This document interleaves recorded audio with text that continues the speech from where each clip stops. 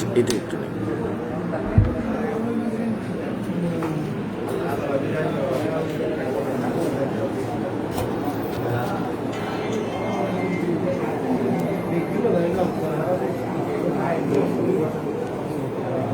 আচ্ছা, চলে এসেছি।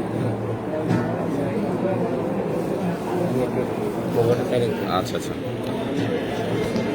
সুপ্রিয় দর্শক শ্রোতা, আমরা উপস্থিত আছি ফেসবুক লাইভ প্রোগ্রাম বই সখা অনুষ্ঠানে।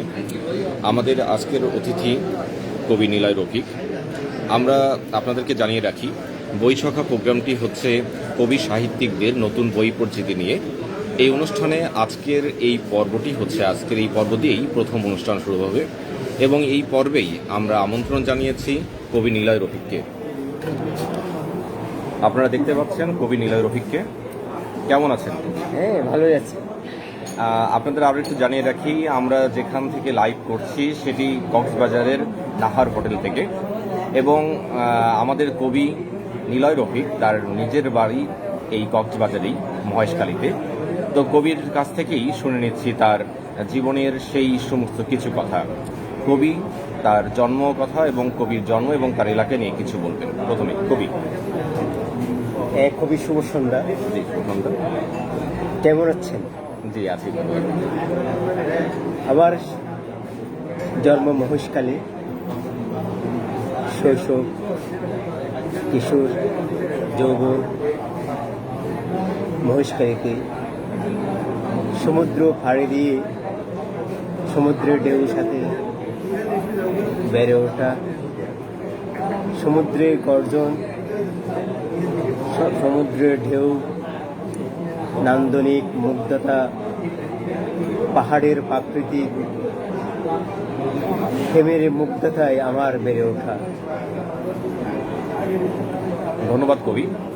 আর সত্যি আসলে বলতে হয়, তার প্রাকৃতিক যে সৌন্দর্যের নীলাভূমি এই কক্সবাজার, সেইখানের মহেশখালী একটি যে দ্বীপ, বাংলাদেশের একমাত্র পাহাড়ি দ্বীপ, সেই দ্বীপে কবির জন্ম, সেইখানেই তার বেড়ে ওঠা, সেইখানেই তার জীবনের সুন্দর একটি সময় কাটিয়েছেন। আমরা তার কবিতার প্রত্যেকটি শব্দের মধ্যে শব্দ শৈলী বা যে কাল্পনিক যে চিত্রশিল্প আমরা দেখতে পাই, সেটি সত্যি প্রকৃতির দান বলেই আমি মনে করি। তো প্রথমেই বলে রাখি, কবি নিলয় রফিক এ পর্যন্ত তার 5টি কাব্যগ্রন্থ প্রকাশিত হয়েছে। এবছর তার প্রকাশিত কাব্যগ্রন্থর নাম হচ্ছে আখি আঁকা আদিনাথ।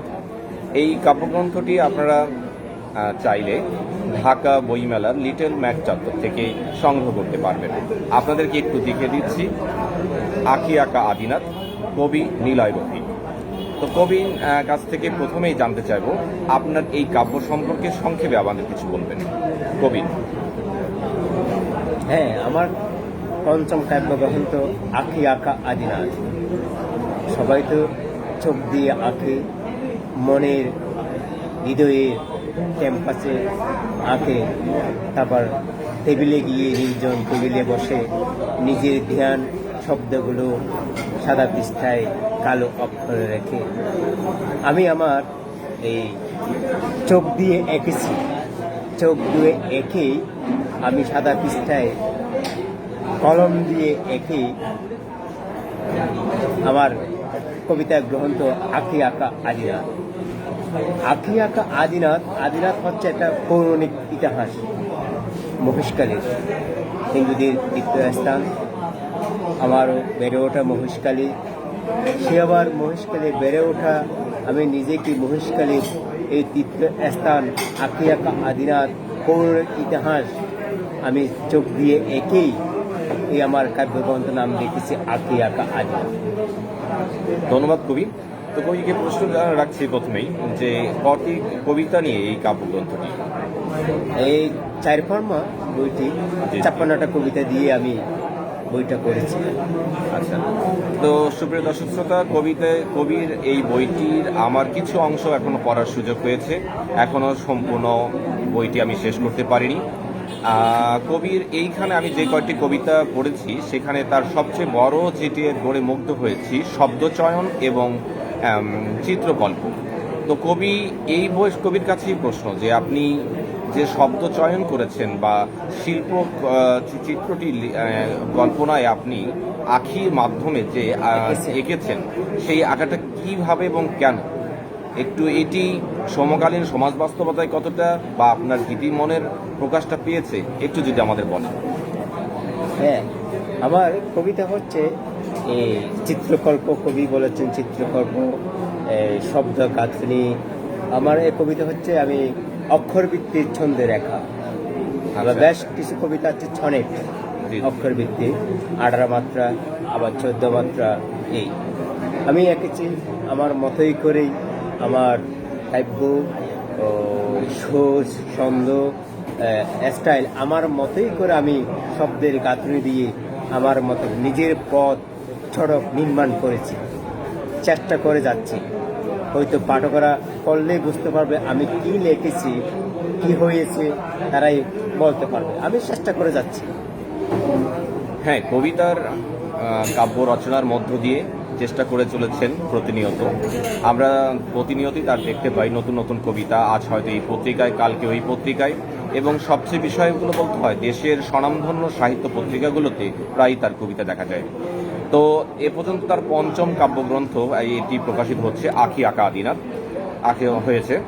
তো কবির কাছে প্রশ্ন, প্রথম কাব্যগ্রন্থ এবং 5ম কাব্যগ্রন্থ প্রকাশ, এই দুয়ের মধ্যে আপনার অনুভূতিটা কেমন? প্রথম তো আমি শুরু করেছি, আমি লেখালেখি প্রায় 18 বছর ধরে লেখালেখি চেষ্টা করে যাচ্ছি। আমি 10 বছর লেখালেখি করার পর যা লিখেছি 10 বছর ভিতরে এগুলো বাদ দিয়ে আবার নতুনভাবে যা লিখলাম, প্রথম বই বেরোছে 2014 লেখে, তারপর আস্তে আস্তে এই 2 বছর পর পর একটা বই, এভাবে করতে করতে 5ম অনেক। প্রথম গ্রন্থ একটু কীরকম জানি আমারও ভালো লেগেছে, এসে আরও আমি 5ম কাব্যগ্রন্থ আমি অক্ষরভিত্তিক ছন্দে লেখা, একটা অন্যরকম একটা অনুভূতি। আমি নিজেকে বুঝতে পারছি যে নিজে নির্মাণ, নিজেকে ভেঙে চুরে আমার মতো করে আমার নিজের কণ্ঠস্বর নির্মাণ করতে চাচ্ছি। এটাই আমার সাধনা আর প্রার্থনা। কবি প্রতিনিয়ত নির্মাণ করে চলেছেন তাকে, এবং বলতেই হয় 18টি বছর, 18 বছর বলতে গেলে সেই যৌবনের উদ্দীপ্ত সূর্যের মতো কবি প্রতিনিয়ত রচনা করে চলেছেন। আমরা সাধুবাদ জানাই। আমরা এই বই সখা প্রোগ্রাম থেকে বলতে চাই যে কবি আরও এগিয়ে চলুন, তার পথ আরও সুন্দর সমৃদ্ধ হোক, এবং তিনি যে নিজেকে গড়ছেন, এই নিজেকে গড়ার মধ্যে তিনি কতটুকু সামাজিক এবং পারিবারিকভাবে যে সমর্থিত হয়েছেন বা তার সহযোগিতা পেয়েছেন, বা সামাজিক প্রেক্ষাপট থেকে একজন কবির বাস্তবতাটা কেমন একটু যদি বলতেন। সামাজিক হয়তো লেখালেখি কেউ হয়তো এই সমাজে কেউ ভালো চোখে দেখে না, এখনো হেয় পণ্য আছে। হয়তো যারা বুদ্ধ পাঠক, শিক্ষিত মার্জিত, যারা সাহিত্য বুঝে, ধ্যান-ধারণা বুঝে, তারা এই মনের ভিতরে একটা ছাপক আছে, এখনো পাচ্ছি। আবার কে বলেছে কে বলে না এটা আমার শোনার বিষয় না। আমার কাজ আমি করে যাচ্ছি, এটা আমার সময়ই বলবে, কালে বলবে আমি কি করেছি। এটা আমাকে সমাজ কি করলো কি করে নাই এটা আমার জানার বিষয় না। আমার কাজ হচ্ছে লিখে যাব, পড়ে যাব, নতুন নতুন নিজেকে আবিষ্কার করা। ধন্যবাদ কবি। আসলে দুঃখের বিষয় কি বলবো, আসলে বিষয়টি যেটি বলতে হয়, কবি সাহিত্যিকদের সামাজিক বাস্তবতা এটি সত্যিকার অর্থেই যিনি কবি, যিনি জীবিত বা যিনি যেভাবে আছেন, সমাজটা কিভাবে মূল্যায়ন করছে, এই জিনিসটির জায়গাগুলো থেকে আমরা আসলে সত্যিকার অর্থে আমি নিজেও বলবো বাস্তবতার দৃষ্টিকোণ থেকে খুবই ভালোভাবে কেউ গ্রহণ করতে চান না। লেখিকে সবসময় যে কোনো শাসক গোষ্ঠী থেকে শুরু করে অনেকেই এটাকে চাপিয়ে দিতে চান, লেখালেখি বন্ধ করে দিতে চান, অথবা সমাজ থেকে এটা হেয় প্রতিপন্ন হয়। এবং আপনাদের জানিয়ে রাখি, রবীন্দ্রনাথ ঠাকুর যখন নোবেল প্রাইজ পেলেন, ঠিক তারপরেও তার পরিবার থেকে তাকে হেয় করা হতো যে তুই কেন ব্যারিস্টার হতে পারিসনি। এই রবীন্দ্রনাথের মতো একজন মহারথীকেও এই কথা শুনতে হয়েছে তার পরিবারের কাছ থেকে নোবেল প্রাইজ পাওয়ার পরেও, যিনি এশিয়ার মধ্যে সাহিত্যে প্রথম নোবেল প্রাপ্তি। তো যাই হোক, সৃষ্টির স্রষ্টা যিনি, তিনি সৃষ্টি করে যাবেন, সৃষ্টি নিয়ে খেলে যাবেন, কে কি করলো, কে কি ভাবলো সেটি নয়। রবীন্দ্রনাথ এখনও যেমন আছেন, আমি আশা করব এই নিলয় রফিক তিনি হয়তো একটা সময় থাকবেন, কিন্তু মহাকাল তাকে ধারণ করবে, তাকে নিয়ে এগিয়ে যাবে। তো কবি, তো আপনার এই দুঃখবোধ হয় না এই সামাজিক বাস্তবতা নিয়ে? অবশ্যই দুঃখবোধ হবে না কেন? আমাদের দুঃখের ভিতর দিয়ে জীবনকে সাজাতে হবে। দুঃখ হচ্ছে আমাদের অলংকার। দুঃখ না থাকলে কিভাবে কবিতা লিখবে? এই দুঃখের গাঁথনি দিয়ে ওরা শব্দগুলো গেঁথে গেঁথে কবিতায় নির্মাণ করা, নিজেকে নির্মাণ করা, নিজের সড়ক নির্মাণ করা, এটাই তো বাস্তবতা একজন শিল্পীর কাজ। যে ধন্যবাদ আর কি, আসলে তিনি সুন্দর বলেছেন, দুঃখই আসলে অলংকার। যে স্রষ্টা তিনি দুঃখের মধ্য দিয়ে ব্যথিত হৃদয়ের কথাই তার কাব্যে, হয় তার কবিতায় বা তার সাহিত্যে লিখে রাখেন। তো কবি, আপনি মূলত আপনার 5টি বই সবগুলো কি কবিতার? হ্যাঁ, 5টি বই করি। তো মূল কাজ আপনি লেখালেখি শুধু কবিতা নিয়ে আছেন, অন্য কি বিষয় নিয়ে লেখালেখি করছেন বা করার ইচ্ছা আছে?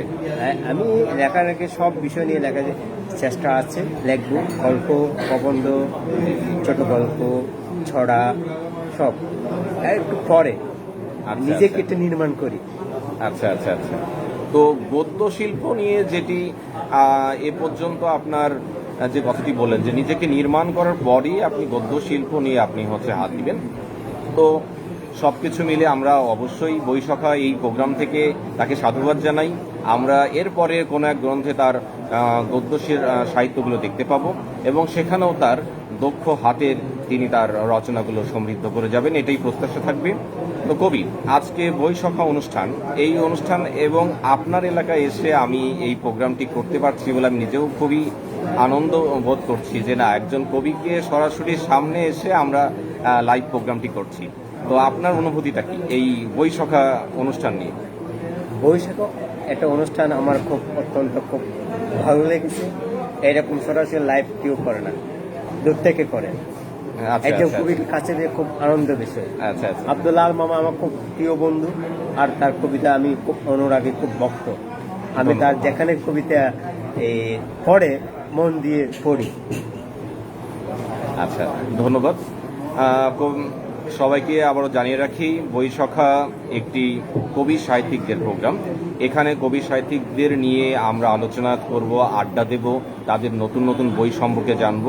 তো আবারও আপনাদেরকে দেখাচ্ছি নিলয় রফিকের প্রকাশিত বই আঁখি আঁকা আদিনাথ, যেটি এটি প্রকাশিত হয়েছে চট্টগ্রাম থেকে, এবং এই বইটি আপনারা সংগ্রহ করতে চাইলে ঢাকা বইমেলা লিটল ম্যাচ চত্বর থেকে সংগ্রহ করতে পারবেন।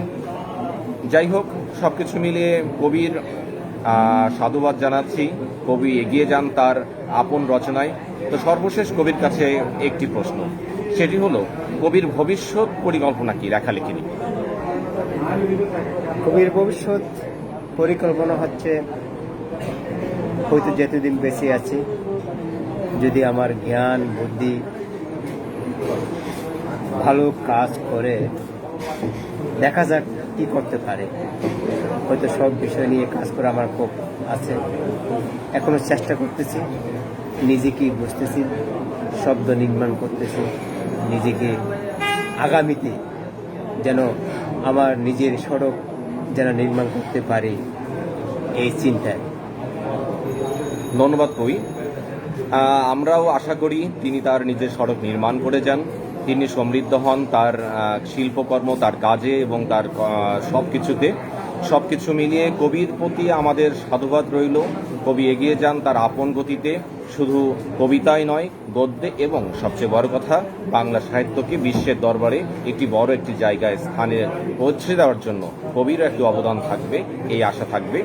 তো সব কিছু মিলিয়ে আমরা আবারও বলে রাখছি, বইসখা প্রোগ্রামটি একটি কবি সাহিত্যিকদের প্রোগ্রাম।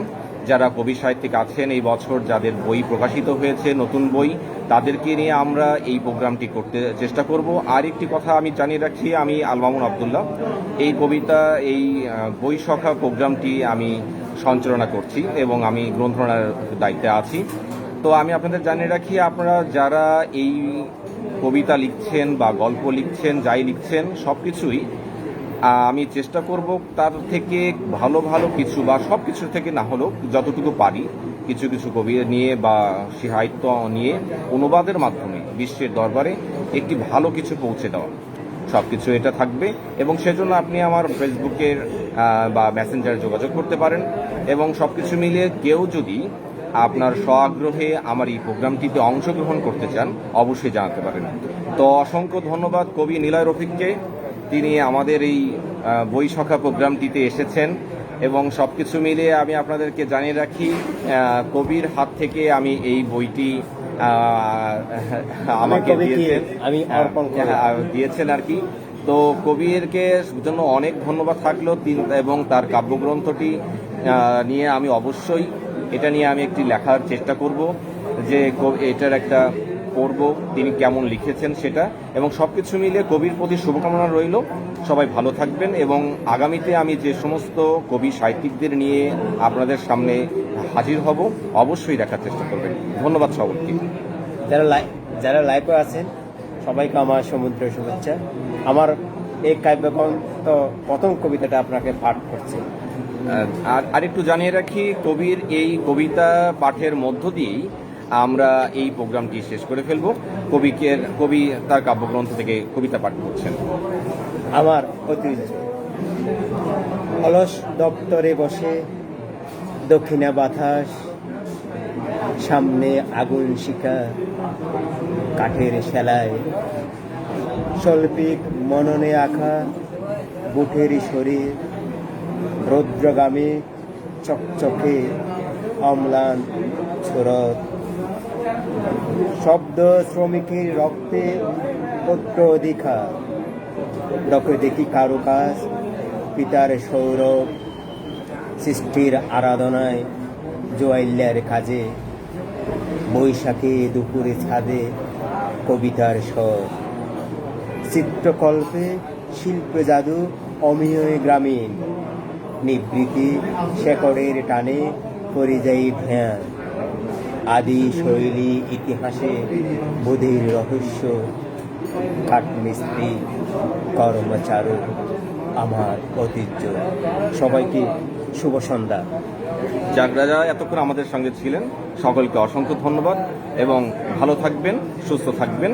করোনার এই প্রাদুর্ভাবে অবশ্যই নিজেকে সুরক্ষা রেখে চলবেন। ধন্যবাদ সকলকে।